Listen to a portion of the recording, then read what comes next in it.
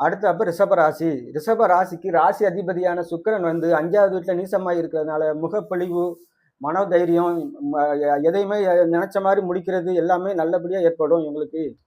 அதனால இந்த இந்த மாசம் பிறந்த உடனே இவங்க ரிஷபராசிக்காரங்களுக்கு ஒரு நல்ல பலன் கிடைக்கும். அடுத்தாப்ப இந்த ராசிக்கு 7வது வீட்டுக்கு அதிபதியான செவ்வாய் 7ஆம் வீட்டுக்கு 8ல மறைஞ்சு 2ல இருக்கிறதுனாலையும் சுக்கிரன் நீசமாக இருக்கிறதுனாலையும் அதே மேச ராசிக்கு சொன்ன பலன் தான் இந்த ஜாதகத்துக்கு. 7வது வீட்டுக்கு அதிபதி அந்த வீட்டுக்கு 8ல மறைகிறதும், சுக்கிரன் களத்திரக்காரனான சுக்கிரன் 6 நீசமா இருக்கிறதும், கணவன் மனைவிக்குள்ள சின்ன சின்ன கருத்து வேறுபாடுகள், கணவன் மனைவிக்குள்ள சின்ன சின்ன உடம்பு பிரச்சனைகள் இதுதான் ஏற்படும். இந்த ஜாதகத்துக்கு 3ல குரு உச்சம் பண்ணி 7வது வீட்டையும் 9ஆம் வீட்டையும் 11ஆம் வீட்டையும் பார்க்கறதுனால 7வது வீட்டு மனைவி ஸ்தானம், இப்போ நம்ம யார்கிட்டலாம் இப்போ பங்குஸ்தாரர்கள் ஸ்தானம், அதாவது நம்ம யாரோட தொடர்பு கொள்றோமோ அந்த அந்த ஆட்களுடைய அந்த அவங்களுடைய உறவு நம்மளுக்கு எப்படி இருக்கும் அதை குறிக்கிற ஸ்தானம். 11ஆம் வீடு லாபஸ்தானம், 9ஆம் வீடு பாக்கியஸ்தானம்.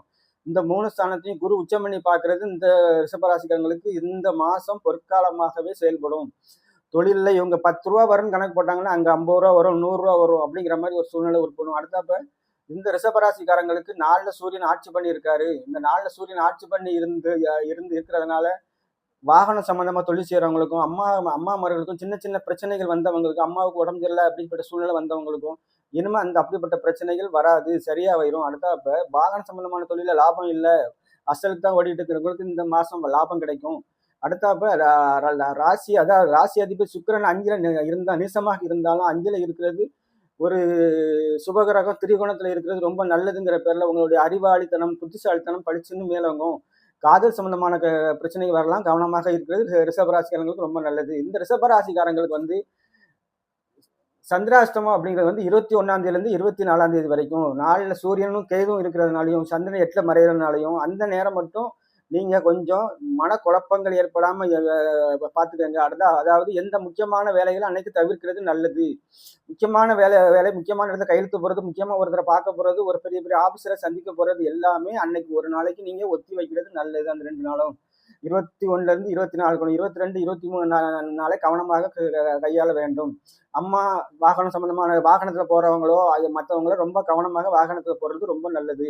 இந்த ஜாதகத்துக்கு 10ல ராகு இருந்து 10ஆம் வீட்டுக்கு அதிபதி 11ல இருந்து 11ஆம் வீட்டுக்கு அதிபதி குரு பார்க்கறதுனால தொழில் மேன்மேலும் இந்த ஒரு மாசம் அந்த குரு பயிற்சி ஆன நாள்ல இருந்து இந்த இவங்களுக்கு தொழில் மேன்மேலும் நல்ல மேலோங்கும். சனி சம்பந்தமான வகையில் காசு நல்லா வரும். பழைய இரும்பு சம்பந்தமான தொழில் செய்யறவங்களுக்கும், பழைய இரும்பு சம்பந்தமான தொழில் செய்யறவங்களுக்கும், அதே மாதிரி இரும்பு சம்பந்தமான வாகனம் வச்சுக்கவங்களுக்கும், சொகுசு வாகனம் இல்லாம லாரி, வேன் இப்படிப்பட்ட லோடு வண்டி வச்சுக்கவங்களுக்கு ரொம்ப அளவுக்கு அதிகமான லாபங்கள் கிடைக்கும்.